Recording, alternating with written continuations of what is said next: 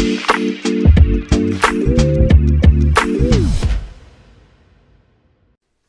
right, hello. Welcome back. Chase Thomas Podcast, taping this on a Wednesday afternoon. First-timer voice of the Colorado Buffaloes, Mark Johnson, is here.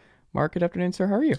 I'm good. First time. Be gentle. I'm not used to this broadcasting thing, so I'm promising that you'll lead me through it. I'm sure you'll do a great job. I have a hard time believing that, Mark. I have a hard time. How many games have you called? Do you keep track, or did you used to and you stopped? I never have. The just retired sports information director here at Colorado threw me that number at me last year one time. I've been here now 19 seasons, and so you figure, there's 12. Let's say 12 football games a year over 19 years. It'd be just under 240, I guess. And you figure about 35 basketball games a year. So that's going to be another almost 700. So that's just in Colorado. Prior to coming here, of course, I was at Syracuse, and then I was at Illinois State and North Dakota. And so, yeah, it's the number's getting up there. And all that means is I'm getting old. Do you know how long you want to do it? Is it one of those, because it just feels like one of those jobs, why not? Like, it's just fun. You just want to keep doing it? There are a lot of guys. Well, in fact, the guy that preceded me here, Larry Zimmer, who I worked with for 12 years, he moved over to the number 2 chair in football when I got here in 2004. Zim retired. Let's see.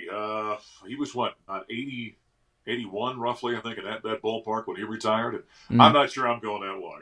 I'll be honest. I say all the time to my wife and my kids, there's too many things I like doing, man. I'm an outdoorsman. I hunt and I fish and I team rope, and I've got just outside the wall where we're sitting, I got a barn right back there with my horses. So I got a lot going on. I'd like to be able to do that full time. I just can't figure financially how to do that full time. So I don't think I'm going to be one of those guys that does games until I'm 75, 80 years old. I'll get to that 65, 67 range and probably call it quits. You only can hunt, ride the horses, or fish for your perfect day. Which do you do? Well, it's probably going to be something horseback. That's become just I grew up, I'm a North Dakota native, and we had at part of my childhood, we lived on a farm, and my dad boarded horses. He couldn't stand horses. He thought they were the worst creature God ever created. Why? But we had him there. He just didn't have patience for it. If you're going to be around horses, you have to have great patience. And people don't know this. A horse can hear your heartbeat from something like 25 feet away or something like that. Really? I mean, they're incredibly intuitive in terms of you. So the horse will react to you.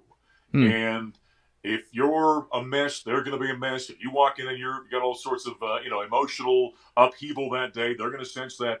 And so for me, it's been a very cathartic thing, I think, over the years, in learning how to be a better me, so I'm better for the horse and all the stuff that I do on him. So yeah, I think if I had to narrow it down to one thing, as much as I enjoy fishing and hunting, I think I'd probably say give me a day in the saddle and I'd be pretty happy.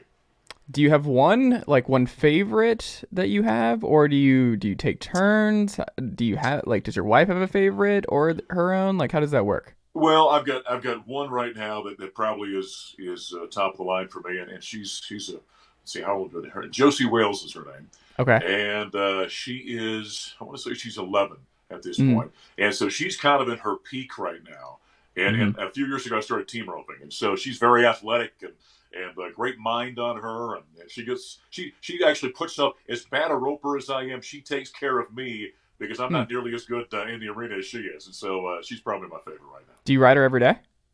No, well, in summertime I get in a saddle probably about 5-6 days a week. Yeah, and so once the weather warms up, I live up at 9,000 feet, so we've got snow up here for quite a while. And right now, you're not getting outside and riding out here much because we've got so much ice around, and that gets to be a little treacherous. But last night, for example, I went down the hill into an indoor arena, enjoyed a bunch of guys. We were team roping for 2 or 3 hours. So this time of year, once or twice a week, I'll get in the saddle. But yeah, once the weather warms up and my schedule slows down, yeah, pretty much every day.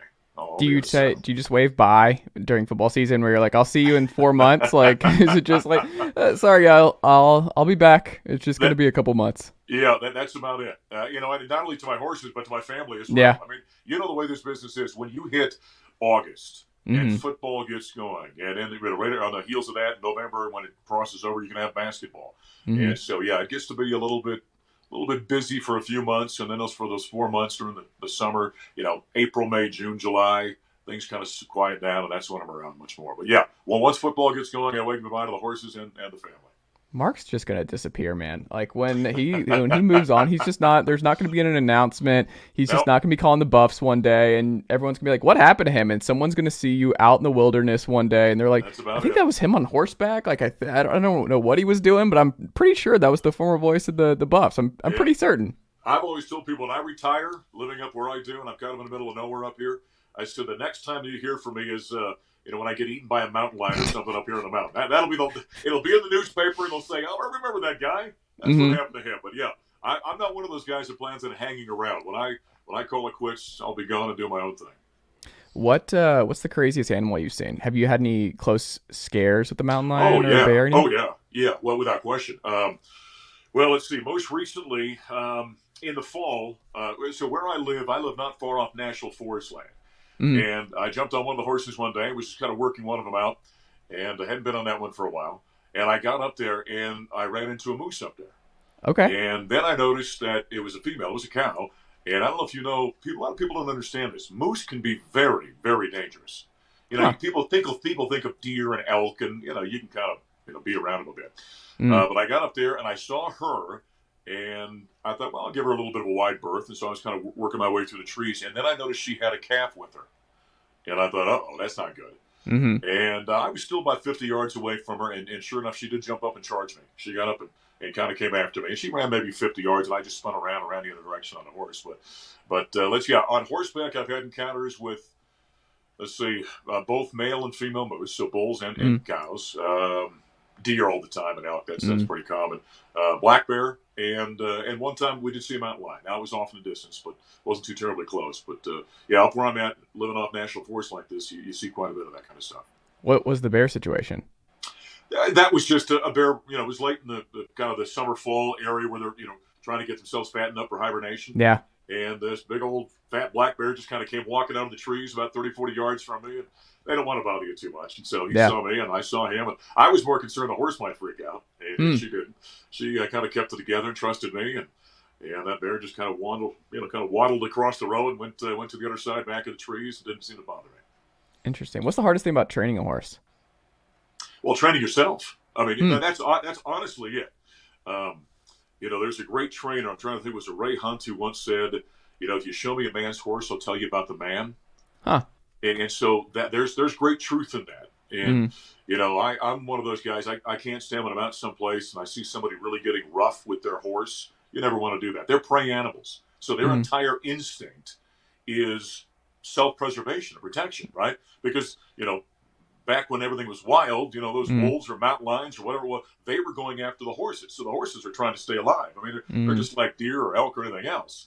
And so that's their natural instinct chase. And so everything they do is about, they live in the moment, which is a great thing. They don't have a great memory unless you just continue to negatively impact them, over and over and over again. They're certainly going to have a reaction to that.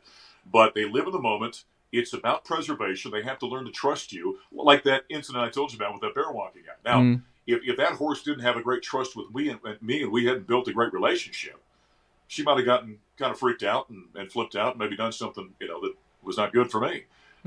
But because of that, we got a great relationship. She and I work together a lot. She understands that, okay, if I don't flip out, if I don't get nervous, I talked earlier about how they can sense your emotion. And so if she says, oh, well, Mark seems okay with this, I trust him. And so even though I might be a little bit uncertain about it, I'll believe in him. And so you have that relationship. And so it really is about working on you. That's the hardest part about working with a horse. And, they've got their natural instincts, and you learn how to work around that and how they learn and give them time to understand and learn. You never rush a horse when they learn. You got to give them time to think. You ask them to do something. If they give you just a little bit of what you're looking for, you let them think about that. That's a success. It might be 2% of what you're looking for, but it's success. And so you let them understand, oh, that was good. And you take that pressure off. And, there's one of the great trainers, Buck Brannaman, once said that, the way you get a horse to do something is make it easy for them to do what you want to do and hard for them to do what they want to do. And that's kind of the back and forth you do when you're working with a horse. And it's a phenomenal process. Interesting. switching gears a little bit, because I can just pick your brain on this all day long. This is fascinating, because it's like something I would love to do later on in my life. Like this is fascinating. But transitioning here a little bit, Sure. there's a new head coach at the University of Colorado University. And You noticed that, huh? yeah, there is a new one. He's making waves, and Yeah, people are pretty excited about Deion Sanders making the jump to the Power 5 and joining the Buffs. What's Boulder been like since Deion Sanders arrived? As someone who's been on the ground and been around for as long as you have, and just seeing what this has all been like to this point, what has it been like for a lot of the folks in Boulder? Well, first off, just to kind of set the scene for some of your viewers and listeners, I get here in 2004, and you consider the time period that Colorado, from Bill McCartney up through Gary Barnett, had gone through. I mean, they won a national championship. They got a Heisman Trophy winner. They got Thorpe Award winners, and I mean, you name, John Mackey Award winners. Name the award, they've won it. They've been at the top of college football. Bill McCartney had them there. I mean, they were Alabama-esque, if you will, or pick somebody else, Clemson-esque, somebody who was sitting at the top of college football for a number of years where Mac had them. Then Rick Neuheisel takes over, and he does a nice job. And then Gary Barnett, who's now my broadcast partner, he comes in. And in 2001, they nearly played for a national championship. So I get here in 2004 after my time at Syracuse. And I'm thinking, well, I'm taking over the broadcast reins of one of the great college football programs in America. Every year they're in the top 15. And it's not a matter of are they going to a bowl, it's what bowl and what level of bowl and those kind of things. And so I've been here 19 years now, and I don't count the truncated COVID season. I've called 3 winning years. 04, 05 when I first got here at Gary, in 2016 with Mike McIntyre, had him at the top 10 of the country. So I tell you that just because you got to understand where this place has been. I mean, it has been, you want to talk about 40 years of wandering in the wilderness. Holy cow, it's been rough. And so, as bad as it's gotten, and then to hire what I said is a one-of-one personality. I mean, is unique a human being in terms of what he is and what he brings to the table. You bring in Coach Prime, and this place, it has been like a tsunami has hit Boulder, Colorado. It has been national attention, season ticket sales through the roof. I mean, they're talking we might have the spring game sold out here next month. Wow. Donations, endorsements. I mean, clothing being sold in a bookstore. Whatever aspect of Colorado football you want to talk about has exploded off the charts. And it's unlike anything I've ever seen. I'm not sure there's another person. I was doing a show on ESPN right after he got hired. And they said, really, you don't think anybody else would bring this kind of, attention and energy with them? And I said, well, I guess maybe if Oprah Winfrey decided she wanted to coach college football or something, I don't know. But it really has been a whirlwind for the last now, 2.5 months.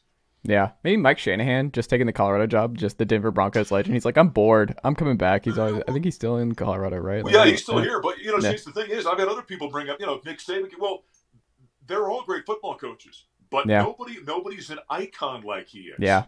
I mean, you think about that. He's one of the greatest athletes in the history of the world. For a guy that's I got the Braves going right here. Two-sport phenom. Yeah, so, I mean, for a guy my age, he and I are the same age. So I'm watching him go through, what he's doing at when he was in college at Florida State, and all of a sudden getting into the NFL, Major League Baseball, and all of that, and the impact he was making. Then he is done playing, and he becomes this cultural icon that he's kind of become, and what he means from a cultural standpoint. So, you could bring in a great football coach, and it's going to bring a lot of things. I mean, think of this for a second. The week of the national championship football game, here's the kind of energy and just the national spotlight that he's put on Colorado football. Let's see, on that Monday night, he's on the pregame show for the national championship game. The next morning, he's on CBS, the morning show on CBS television. He was on the cover of GQ magazine. He was in the New York Times. And the following Monday, he did the Manning cast. I mean, what other person is going to have that kind of broad appeal that you're going to bring in? So, Shanahan would bring a lot of attention, no doubt. But I don't think, all due respect to Mike, and I got to know Mike over the years, I don't think he's going to be on the cover of GQ, right? No. I mean, so what Prime has brought is just a totally unique set of circumstances and qualities to this program and this job. Yeah, and I wonder too, because there's a lot. It's interesting to see how confident fans are right out of the gate here, right? And it kind of scares me because I just look at it. This is a team that had just a really, really rough, like you called the last season, and it was it was bad all across the board. I think we could say it was just bad all across the board. There's still a lot of players on that team who are still in the building this year. Like, it's still going to take some time. Like the Kermani McLeans of the world, Shador coming in. Like, there's a lot of talent coming in, but it's still like a quarter of the group. Like, it's still going to take time. Like here in Tennessee, I mean, Heupel was down 30 scholarship players right out of the gate. And you're just like, oh, a little bit like, hey, we might be. And it's like, no, this is like, we're starting bare bones. He over exceeded expectations, and this is great, but like, they're not even at the full scholarship number yet. This is not competing with the big boys yet, year in, year out. It's still going to take some time, but fans, when you're like, hey, if he gets to a bowl game, that's a huge win. 6-7 wins. When you look at the schedule, which I think is actually sneaky arduous for Deion in year one, I don't love this schedule for the Buffs right out of the game. I mean, you get TCU, who was just in the national title game. Like, welcome to the big time. Right, and we'll see, but I wonder about expectations, because you're talking about like selling out the spring game, excitement everywhere. Obviously, they're going to recruit really well. He did really great in the portal. A really exciting offensive coordinator hire, the Kent State head coach. Like, all kinds of excitement and reasons for optimism in the long term. But I just wonder, it's like, hey, y'all, like, they're not going 9-3, 10-2 this year. Like, I just, the Pac-12 is loaded. There's just like NFL quarterbacks all around. Like, I don't know. Are you sensing the same thing where you're like, okay, like, it's going to take some time. This is all exciting, but we're not going to the Rose Bowl in year one. Let's calm it down a little bit. I'll say this, and if you ever listen to video broadcasts, you hear me say this all the time. You got to remember, fans see with their hearts and not with their eyes. Yeah. Okay. So that's number one. That's why they're fans. And so that was number one, because when you look at what the fan, and in my role, obviously I'm hearing from fans all the time, we're going to do this, we're going to do that, we're going to be 10-2, we're going to go to the playoffs, or Deion Sanders is going to be, a Heisman Trophy candidate, and maybe eventually all that happens. I don't know. Yeah. But, then you see that kind of expectation, and you couple that, I see that, one of the sports bet companies comes out, and their first over-under for Colorado is 4.5. Okay, now that's you got an enormous disconnect there happening. Yes. So, I don't know where it's going to be. I get asked that all the time. What's this going to look like? Now, here's what I will say about college football. You can turn a roster very quickly. And, we saw it last year. I'm thinking of, I think TCU had a TCU game last year. Obviously, we played USC. And I think both of those programs had something like 48 or 49 or 50 new players on it. Okay? So you look what Prime has already done. He had the number one transfer class in America. He had the number 20, 19, 20, whatever it was, overall class, recruiting class in America. So you're going to see, and by the way, I continue to hear he's not done from a transfer standpoint. So you're going to have 50 new players on this roster. So if that's 50 new scholarship athletes, that's the vast majority of the scholarships you're going to give out. So you can turn it pretty quickly. Now the question becomes then is how quick does the coaching staff implement the new system where it's fully understood with a group of guys who just came together? Is the culture change that quickly? Those are all the things that I think are going to be fascinating to watch. And you pointed out something very correctly, by the way, with fans just being off the charts. And I keep saying to people, if they get the 6 wins with that schedule, and not only is it TCU, it's Nebraska at home with Matt Rule coming in the next week. It's at Colorado State. And then, by the way, you've got Oregon and USC kicking off Pac-12 play. Think of that 5-game slate right there. Yeah. 2 rivalry games, a national championship, a participant last year, and maybe the 2 top teams in the Pac-12. So it's an enormous challenge right off the top. So I think this thing's going to be fascinating to watch. But I've told fans, if they get the 6 wins, that's a 6-fold increase. That's unbelievable. Yes. And fans are fans, though. They want everything at once. And so, listen, I'm not going to bet against the guy because I think he's going to have success here. But I'm with you. You just wonder how fast can you possibly turn something from 1-11, and it was a bad 1-11. Your viewers might be saying, "Wait a second, 1-11 is always bad." No. There's 1-11. Chase, and then there's really bad 1-11. And that's what we were last year. I'm going to be real honest with you. It was brutal. Every game was extremely lopsided. And so that's a monumental task. And this guy has come in, and his energy's off the charts. And like I said, I'm not betting against him. I'm just fascinated to watch the process. Are you ready to change your voice and your tone? Like we talked about it, where you thought you were going to be coming into excitement, national titles, CFPs, like Rose Bowls, this, that, and the other. You got spoiled with that a little bit early on, And now you've been like, you haven't had this. We're talking like next 2 to 3 years, you might just be yelling. The voice might be going. Mark, Yeah. it's going to be a fun, exciting group that you're going to be watching week in, week I out. might have to harken back. When I was at Syracuse, they called the 2003 national championship with Carmelo in that group. Which, by the way, this weekend, back at Syracuse, they're having a big reunion. I wish I could be there, but they're celebrating the 20-year reunion of that. But yeah, Okay. so at least I've been there and done it, and so I know what to expect. So I'll have to get warmed up all summer long, get ready for the season. There you go.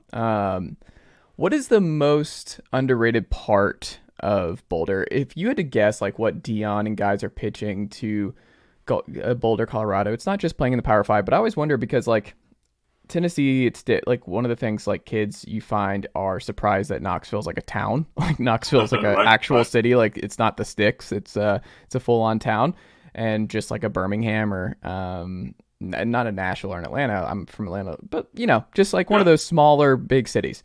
Right. And Boulder is just like the beauty. And it's just like my parents have been there and they love it. I have a cousin who lives out there. And everything is just like, it's gorgeous. Like Boulder is gorgeous. Is that the main thing? What do you hear that kids, like once you get them there, it's like, hey, just get here. You'll love it. Like the Texas kids, the California kids, where just a lot of the town is where you can pull from. What do you think the sell is for Boulder and CU? Well, you talked about the beauty, and it is spectacular. On my broadcast, we always open the broadcast. I always say, from the most majestic setting in all of college football, because there's nothing like it. If you've never been to Folsom Field, it's this red stone, monstrous building, and then behind that, and I'm going to say this word, and your listeners won't understand what it means. They can Google it. Look up Boulder Flatirons. Okay, the Rocky Mountains are literally sitting behind the stadium. If you know what an iron is, right? What it looks like, right? The Flatirons, there's these shards of stone that are enormous, sticking up, and that's directly behind the campus. So that's the backdrop for the setting. Wow. So it is spectacular. When you come in, we landed at Denver International Airport, you drive on into Boulder, you come across what they call the Overlook, and it comes over the top on Highway 36, Buffalo Parkway as it's called, and you come over the top of that, and you look down into Boulder, and sitting behind, there's the stadium of the campus. And, behind it's the flat. It's the most breathtaking thing about you're ever going to see. So that's first and foremost. I mean, it's just the creation is unbelievable. It's incredibly livable. It's a beautiful city to live in. I mean, there's the cultural experience is just ridiculous. I mean, if you're looking for it, you can probably find it in Boulder. I mean, there is such unique array of different cultures and food and that kind of thing. And then I'll say this, and this is one thing that Coach Prime and his staff have talked a lot about, even as his family that's here. That, I think people always think, because you dial up a Monday Night Football game and, the Broncos are playing the Raiders and it's snowing like crazy, right? We've all seen that. That's what people think of Colorado. Well, that's not the way it is. I don't want to say this too loud because I don't want any more, Texans and Californians moving to Colorado because that's what's happening here in the state. But the weather is phenomenal. That's why I got here and I'm like, I got here 19 years ago. I'm like, I can't leave. This is amazing. I mean, the weather in Colorado is spectacular. So up where I'm at now, we get a lot of snow that sticks around. But down in Boulder and Denver, and for your folks that don't know, Denver and Boulder are Boulder's outside of Denver in the northwest corner of Denver, about 20, 25 miles, right? So it's all city in between, obviously. And so you've got this uniqueness of Boulder. It's that close to Denver, so if you want to pop into the city real quick and go take in a Nuggets game or a Rockies game or a concert or whatever, that's always happening. Red Rocks is just down the road, one of the great venues and all of live music. And then down there, when it does snow, I mean, fine, it may snow on a Tuesday and Wednesday afternoon, you can go play 18. I mean, that's the way it works. And so it really is a spectacular area. And on top of all the university, great academic institution, great history of the football program, all those kind of things. But I think those are some of the things that when Coach Prime and his staff got here, many of them didn't fully understand that they've been raving about since they rolled into town. What's been, to this point in the 19 years, has been the most interesting season for you to call? The 2016 football season was really, it kind of came out of nowhere. And Mike McIntyre was here, and they had Philip Lindsay, who played for a number of years in the NFL, still kind of trying to find a spot right now. Sefo Liufau was not an NFL quarterback, but Chase, he was one of the great leaders, and he was a great college quarterback. I think you know what I'm talking about. Yeah. And there was a number of guys, Chidobe Awuzie, who's in the NFL right now, and it was on the back end of that defense. Oh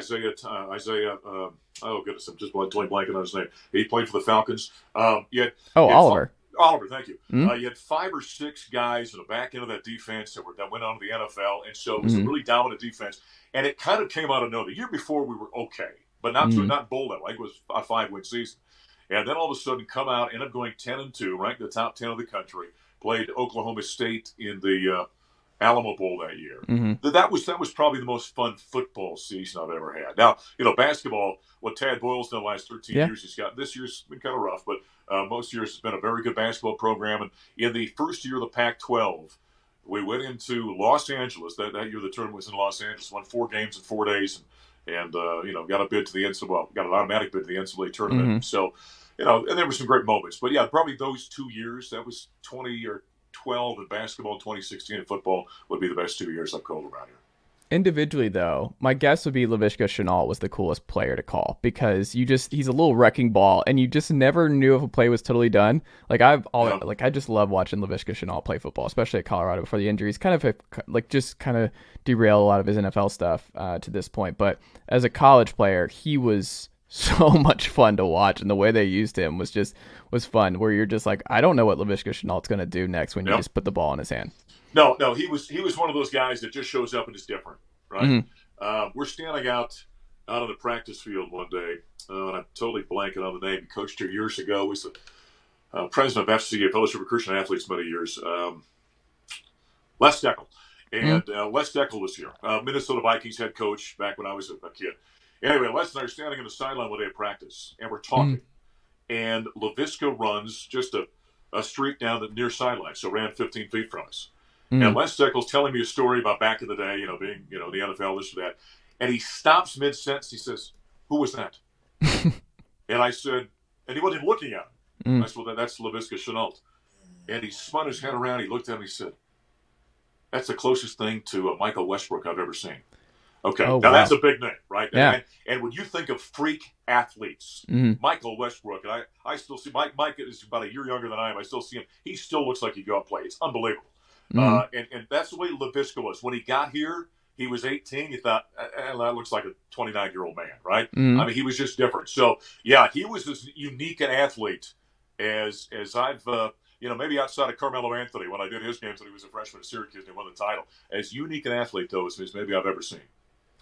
Which rivalry game do you think Buffs fans miss the most with conference realignment, with games going in and out? Is it Nebraska? Do you think Nebraska is just going to be the Super Bowl this year for Buffs fans? I still even have the lasting memory of Buffs football where I know where I was watching on ABC Nebraska and Colorado with Chris Brown just running all over Nebraska and embarrassing them on national television.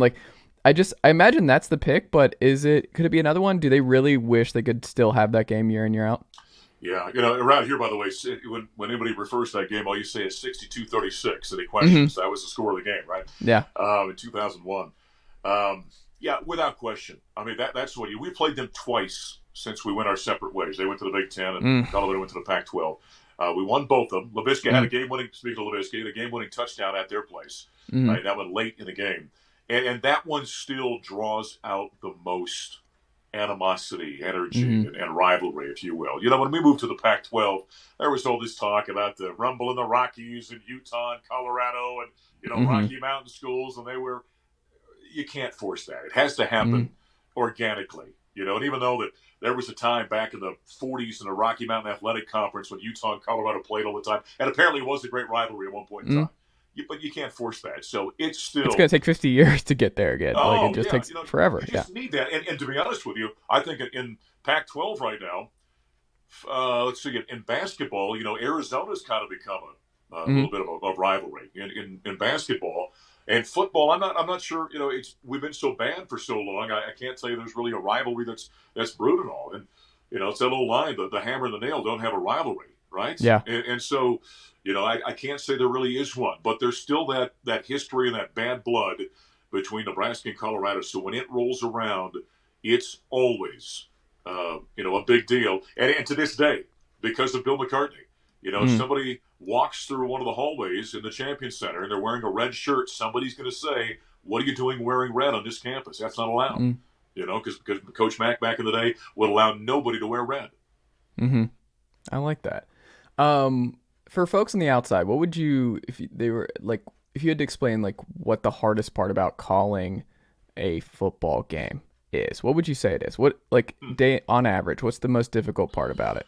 Well, when you do play-by-play, and I've done, basically the four major sports and some other sports, but they're all a little bit different, but all the same. Okay, hockey and basketball just ebb and flow, right? I've done plenty of Major League Baseball and over the years, and I always say that's 3.5 hour game with 8 minutes of action. Okay, Yeah. football is a formula. That's all it is. It's down, distance, formation, yard marker, right? Call the play, call the tackle, analyst speaks, repeat. And that's what you do for 3.5 hours, really. But the magnitude of it is so big. The field is so large. It's not when I'm sitting courtside for a basketball game, everything's right in front of me, right? It's not that big. Football is so massive, and the build-up to it is so big. That becomes, I think, probably where you spend the most energy on it. And, you can miss things in football because the field is so big. And, depending on your location and your vantage point and how you're able to see things, I mean, that can be affected at times. There's so many players involved. You might be – I've always said, and I've done NFL football. College football is harder than NFL football because you know the teams in the NFL. Last year, all of a sudden, I got to do TCU. I've never seen TCU. So I got to learn that. And you might see 7, 8, 9 receivers in a college football game. You're only going to see 5 in the NFL, right? You're going to have a couple of tight ends, but you might have, there are times I make my college boards, and I'll have 5 tight ends listed, the guys that have caught passes.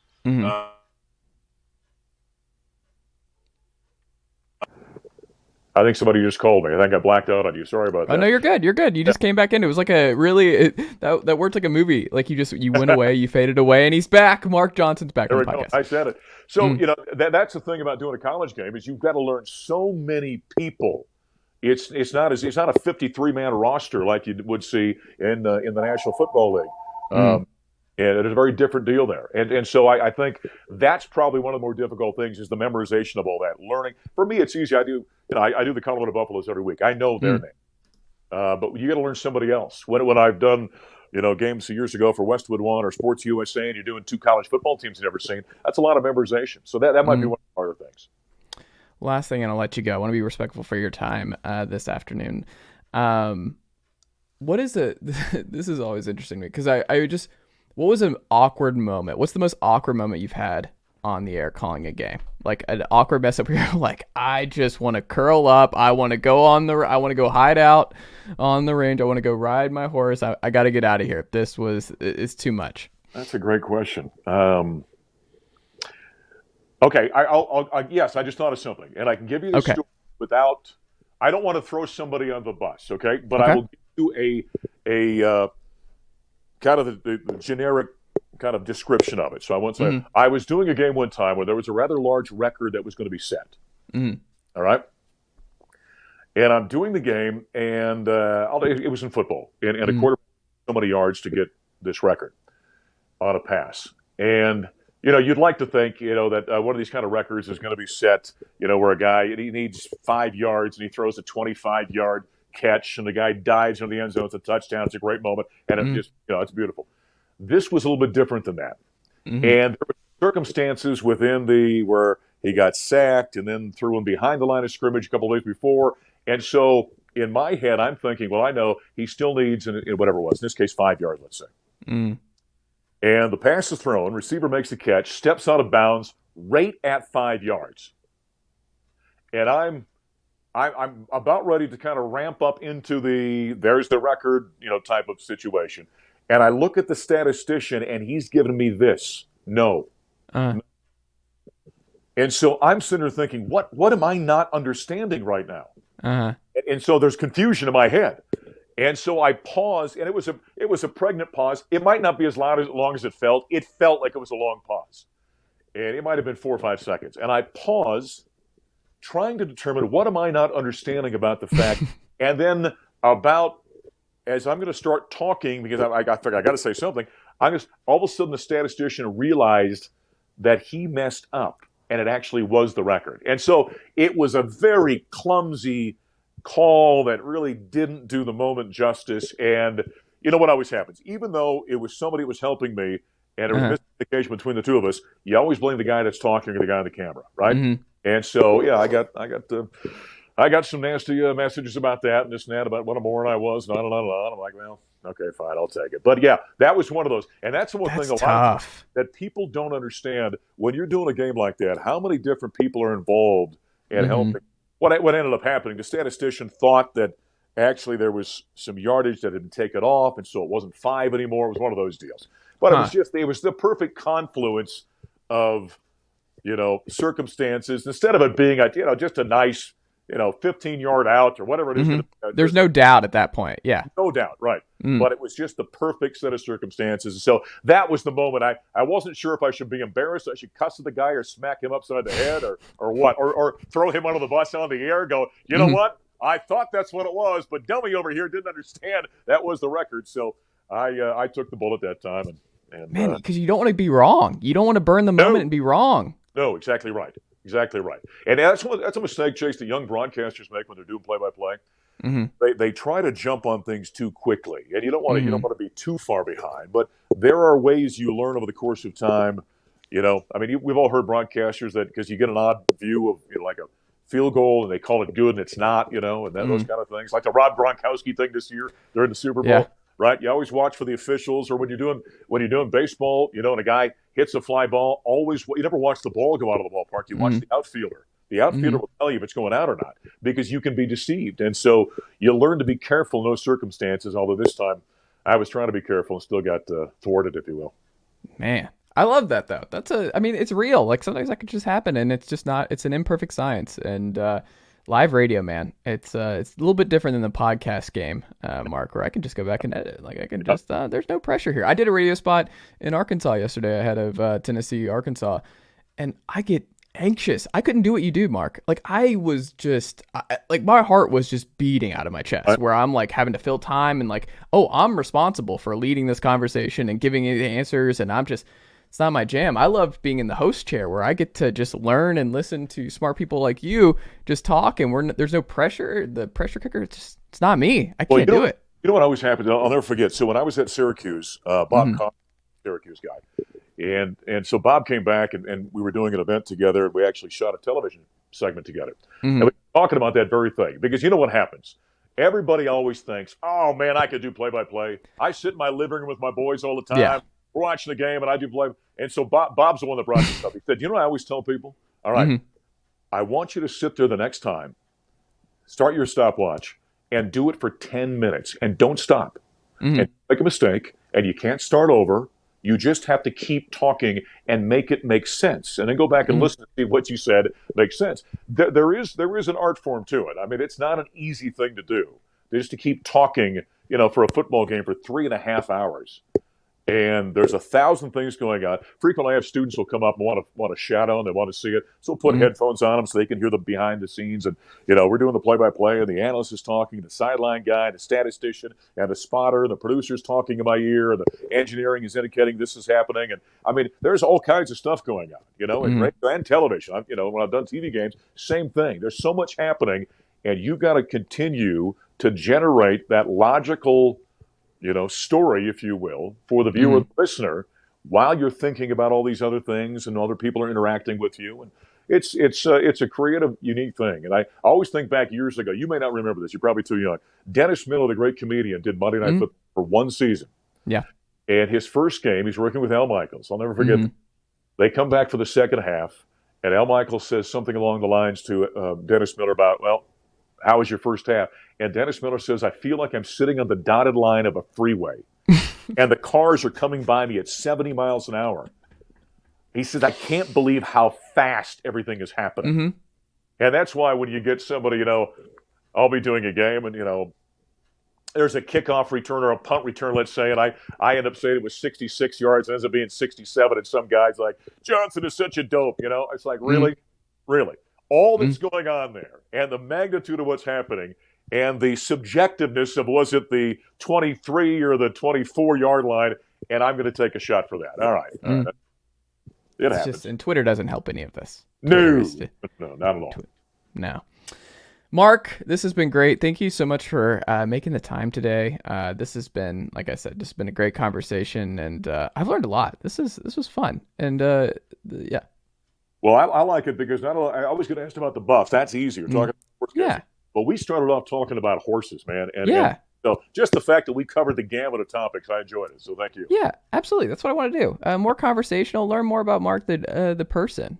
Broadcasting is what we do, Mark. But there's more to us. And now we know. When he disappears and you're like, where's Mark Johnson? It's like, oh, he's somewhere. He's somewhere at the national park. He's somewhere in the Rocky Mountains. Yeah, just wait for the headline about me getting eaten by a mountain lion. You know it's over. So there you go. Mark, thank you so much. Have yourself a great rest of your spring. Enjoy the spring game and all that. And we'll have to reconnect again soon. I look forward to it, Chase. Thank you.